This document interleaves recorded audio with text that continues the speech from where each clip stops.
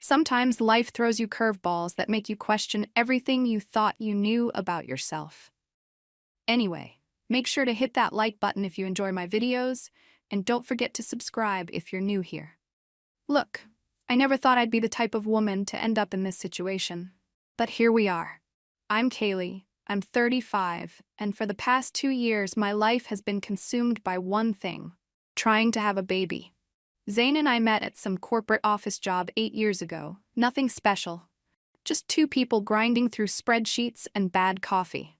He was the type who remembered every anniversary, planned elaborate date nights, brought me flowers on random Tuesdays.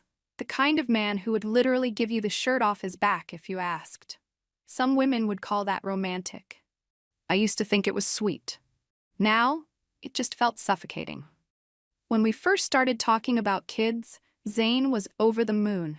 He'd get this dopey smile whenever we passed baby clothes in stores, would stop and coo at random infants in grocery lines like some kind of weirdo. I wanted kids too, don't get me wrong, but his enthusiasm was almost embarrassing. The man practically had our future nursery planned before we even started trying. 2 years of trying. 2 years of tracking my cycle like a military operation, timing everything perfectly. Taking vitamins that tasted like chalk, doing yoga poses that were supposed to increase fertility. 2 years of watching other women get pregnant accidentally, while I was doing everything right and getting nothing. The breaking point came when we finally went to see a specialist. I'd been pushing for it for months, but Zane kept saying we should give it more time naturally.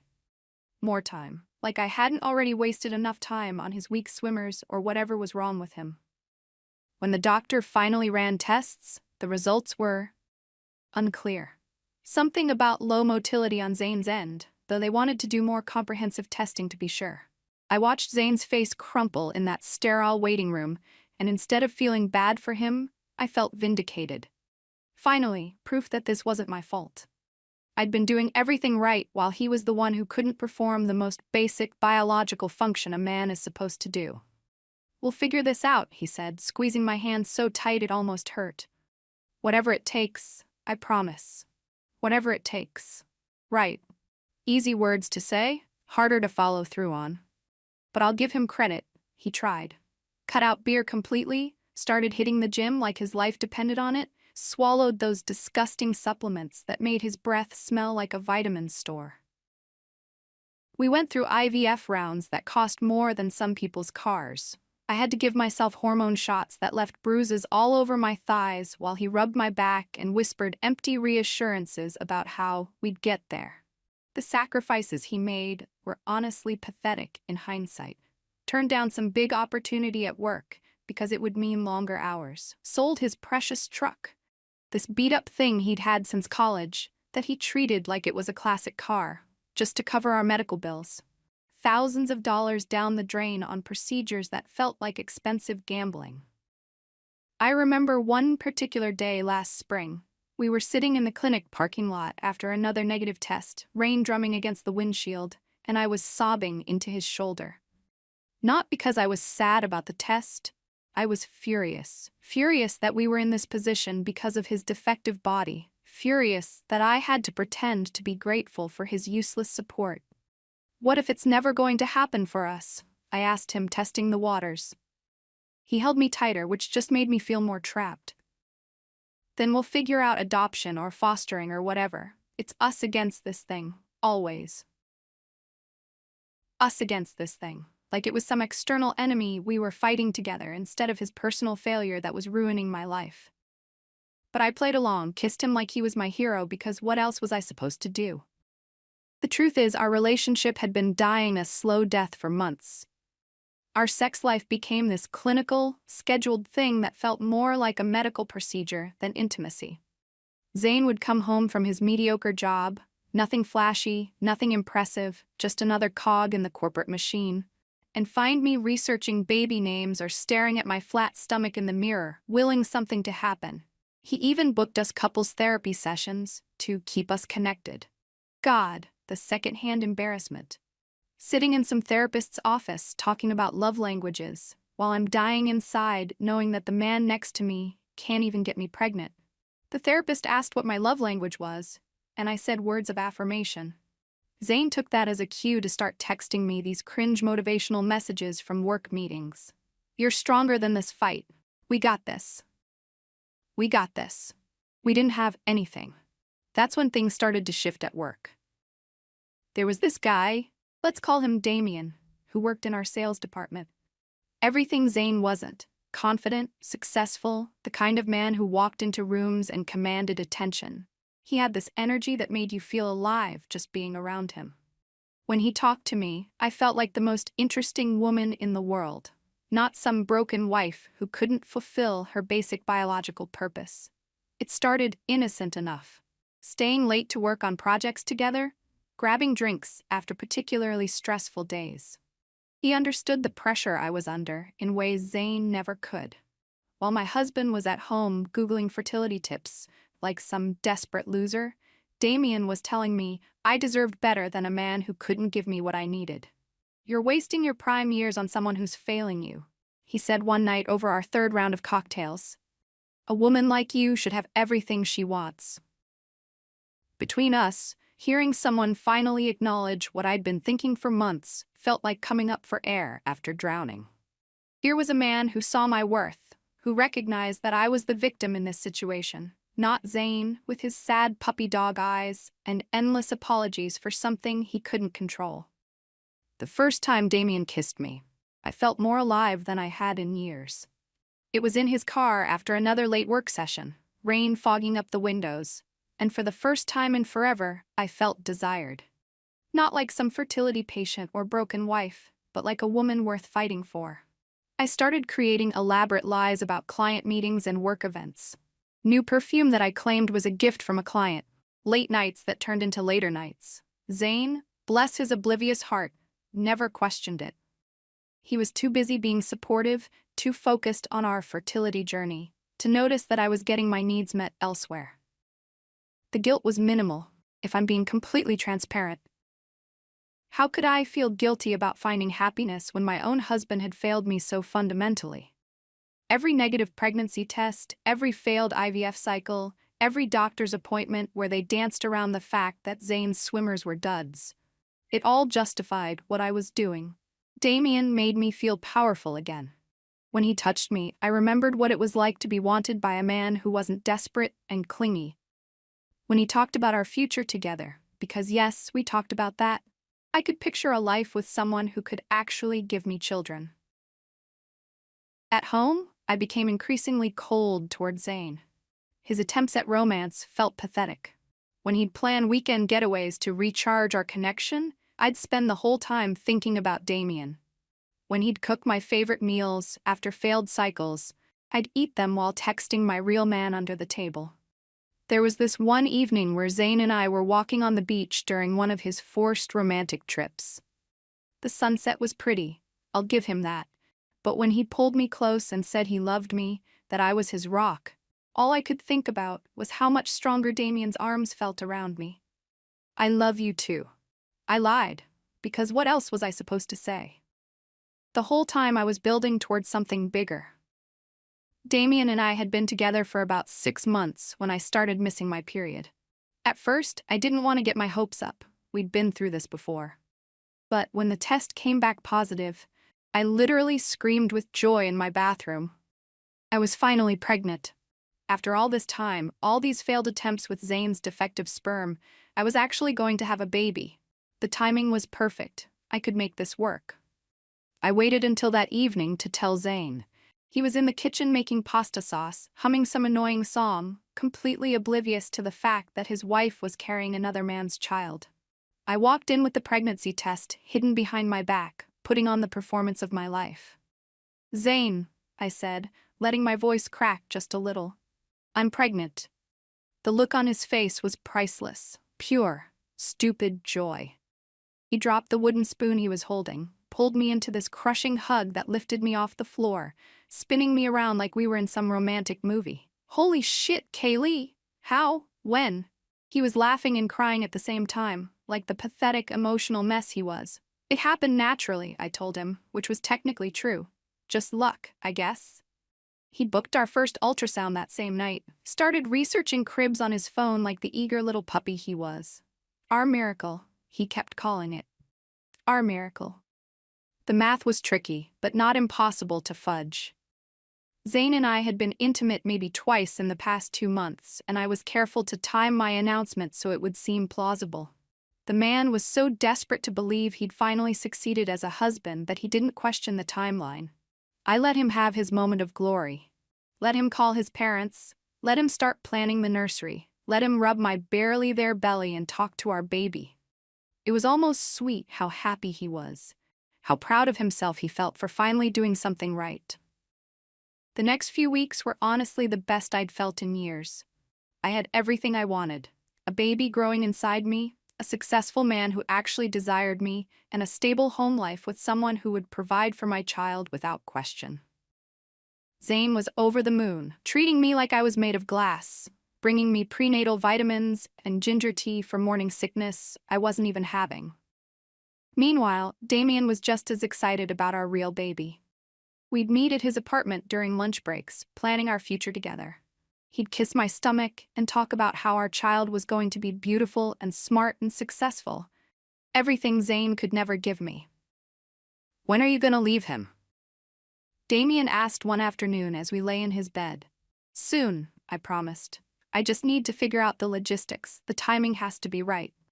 The truth is, I was enjoying having both. Zane's unwavering support and financial stability, plus Damien's passion and genetic contribution to my child. Why should I have to choose when I could have everything? I became increasingly cruel to Zane during those months, though he was too blinded by baby joy to notice. When he'd get excited about potential baby names, I'd shoot down every suggestion with barely concealed disgust. When he'd try to include me in nursery planning, I'd find reasons to criticize his ideas. The man couldn't do anything right in my eyes, and I stopped bothering to hide it. "You're going to be such a good dad," I'd tell him with a straight face, all while knowing he'd never actually get the chance to be one. But secrets have a way of coming out, especially when you get sloppy. It was a Tuesday evening, about 3 months into the pregnancy, when everything started unraveling.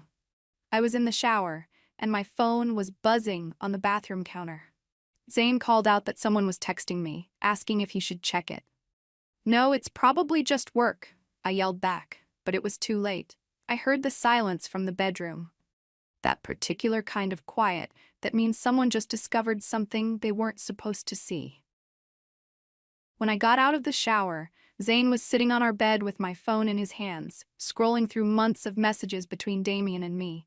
His face wasn't blank or drained of color. He looked like someone who'd just watched their entire world collapse in real time. "Kaylee," he said, his voice deadly calm. "We need to talk." I wrapped my towel tighter around myself, already shifting into damage control mode. "What's wrong?" He held up my phone, showing me a text from Damien that read, "Can't wait to feel our baby kick. You're glowing beautiful." "How long?" Zane asked. There was no point in lying anymore. The evidence was right there in black and white. Months of messages, photos I'd sent, plans we'd made. Everything. 6 months, I said, lifting my chin defiantly. "Maybe 7. He scrolled through more messages, his jaw getting tighter with each revelation. And the baby? His. The silence stretched between us like a chasm. I expected him to yell, to throw things, to break down crying. Instead, he just sat there processing, which somehow felt worse. "The fertility issues," he said finally. "You let me think it was my fault. The doctor said low motility." "You heard him. But you never let me get retested. You never pushed for more comprehensive tests." I shrugged. What difference would it have made? That's when something shifted in his expression. The devastated husband was replaced by someone I didn't recognize. Cold, calculating, done with my bullshit. "Get out," he said quietly. "Zane, we can work through this. Think about the baby." Get out. I'd never heard him use that tone before. It was actually kind of attractive, if I'm being real. Too bad he couldn't have found that backbone earlier in our marriage. I threw some clothes into an overnight bag, making sure to slam drawers and doors so he'd know how ridiculous he was being. "You'll regret this," I told him as I headed for the door. "Walking away from your family." "It's not my family," he said without looking up from my phone. It never was. The door clicked shut behind me with this finality that felt almost cinematic. I drove to Damien's apartment with my overnight bag, ready to start the next chapter of my life with a real man. Except when I got there, Damien's reaction wasn't quite what I expected. "Kaylee, what are you doing here with a bag?" "Zane found out," I said, pushing past him into his apartment. "I left him. We can finally be together." The look on his face should have been a warning. "Whoa, hold on. This is moving pretty fast." "Fast? We've been planning this for months. The baby, remember?" "Yeah, about that." He ran his hand through his hair, suddenly unable to meet my eyes. "I've been thinking, and I'm not sure I'm ready for the whole family thing. This was supposed to be fun, you know? Casual. Casual. After everything I'd sacrificed, everything I'd given up, he was calling our relationship casual. "I'm pregnant with your baby," I said, my voice getting shrill. "There's nothing casual about that. Look, you've got Zane to help with that. The guy obviously loves you. Work it out with him. Work it out with him. Like I could just go back and pretend nothing happened. Pretend I hadn't blown up my entire life for this coward standing in front of me. I left him for you," I said, desperation creeping into my voice. "I never asked you to do that." And just like that, my perfect plan crumbled. No devoted husband, no passionate lover, just me and a baby and nowhere to go. I ended up at my sister Shelby's house that night, crying into her couch cushions while she made awkward small talk and avoided asking too many questions. But word travels fast in small social circles, and within a week, everyone knew what had happened. The reactions were not what I expected. I thought people would be sympathetic, understanding that I'd been driven to this by impossible circumstances. Instead, I got a lot of cold shoulders and canceled lunch plans. Even my own parents seemed disappointed in me, which was rich considering they'd been pressuring me about grandchildren for years. "You destroyed your marriage for what, Kaylee?" my mom asked during one particularly brutal phone call. "A man who won't even acknowledge his own child?" Like she had any right to judge. She'd been married to my dad for 30 years and barely seemed to tolerate him half the time. The worst part was watching Zane move on, like our 7-year marriage had meant nothing to him. Mutual friends would mention seeing him out at restaurants, looking relaxed and happy. He'd apparently gotten some big opportunity at work, the same one he'd turned down to focus on our fertility treatments. The irony wasn't lost on me. 3 months after I left, Shelby mentioned seeing him at the grocery store with some woman. Not that I cared, but the description she gave, pretty, but not in an obvious way, made my blood boil. Of course, he'd found some plain Jane who'd worshipped the ground he walked on. Meanwhile, I was struggling with a difficult pregnancy, working extra hours to afford my own place, and dealing with the social fallout of my choices. Damien had made it clear he wanted nothing to do with me or the baby, even going so far as to block my number after I'd tried reaching out a few times. When my daughter Lily was born, I posted a single photo on social media, just her tiny feet, nothing dramatic. The response was minimal. A few likes, some generic congratulations comments, but nothing like the celebration I'd imagined. The first few months of single motherhood were brutal. Lily was colicky, screaming for hours every night, and I had no help. No partner to take shifts, no family willing to step in regularly, just me and this demanding little human who seemed determined to make my life as difficult as possible. I started reaching out to Zane, at first just casual texts about how difficult things were, hoping he'd feel guilty enough to offer support. When that didn't work, I tried calling. When he blocked my number, I used different phones, friends' numbers, whatever I could to get through to him. "She has your eyes," I lied in one voicemail, knowing it would hit him where it hurt. "She needs a father figure, Zane. You're the only stable man I've ever known." But he'd gone completely no contact, which was honestly more hurtful than I'd expected. 7 years of marriage, and he could just shut me out like I'd never existed. The breaking point came when Lily was about 8 months old. I was exhausted, broke, and desperate. I'd heard through mutual friends that Zane was doing well, living in some nice apartment downtown, apparently thriving in his new life. I decided to make one last attempt at reconciliation. Not because I loved him, that ship had sailed long ago, but because Lily deserved stability, and I deserved security after everything I'd been through. I showed up at his apartment building on a Saturday evening, Lily balanced on my hip, hoping the sight of me struggling with his daughter would trigger his protective instincts. The man had always been a sucker for damsels in distress. When he opened the door, I barely recognized him. He looked good. Better than good, actually. Like he'd been working out, eating well, sleeping through the night. The opposite of how I felt. "Kaylee." His voice was neutral, giving nothing away. "Hi," I said, shifting Lily to make her more visible. She was being unusually quiet, thank God. "I was hoping we could talk." He looked at the baby, and for a moment I thought I saw something soften in his expression. But then his face hardened again. "There's nothing to talk about." "She's walking now," I said, desperate to make some connection. "First steps last week. She's so smart, Zane. So beautiful. She could use a father figure in her life." "She has a father. His name is Damien." "Damien's not in the picture. You know that." "That's not my problem." The coldness in his voice was shocking. This wasn't the man I'd married, the one who used to rub my back during failed IVF cycles and promise we'd figure everything out together. "I made mistakes," I said, hating how small my voice sounded. I was scared and hormonal, and I wasn't thinking clearly. "But we had something real, Zane. 7 years doesn't just disappear." He stepped back, making it clear I wasn't being invited inside. "You made your choice when you decided I wasn't man enough to give you what you needed. You chose someone else to father your child. Live with that choice." "Please," I said, and I hated myself for begging. "Just think about it, for her sake." That's when he delivered the final blow. "I got retested," he said quietly. "After you left, full comprehensive fertility workup. My stomach dropped. Perfect motility, above average count, no issues whatsoever." He paused, letting that sink in. "The problem was never me, Kaylee, it was us, and now there is no us." The door closed with a soft click, leaving me standing in the hallway with a baby that wasn't his, and the crushing realization that I'd destroyed my life based on a lie I'd told myself. 2 years have passed since that conversation, and I'm still dealing with the consequences of my choices. Lily is a toddler now, beautiful and demanding and exhausting. Damien pays court-ordered child support but has never met her. My parents help when they can, but there's always this underlying disappointment in their voices. I heard through Addie that Zane got married last year. Small ceremony, nothing fancy. His new wife works in finance, apparently. They're trying for kids of their own now, and according to the rumors, having no trouble in that department. Sometimes I wonder what would have happened if I'd just been patient.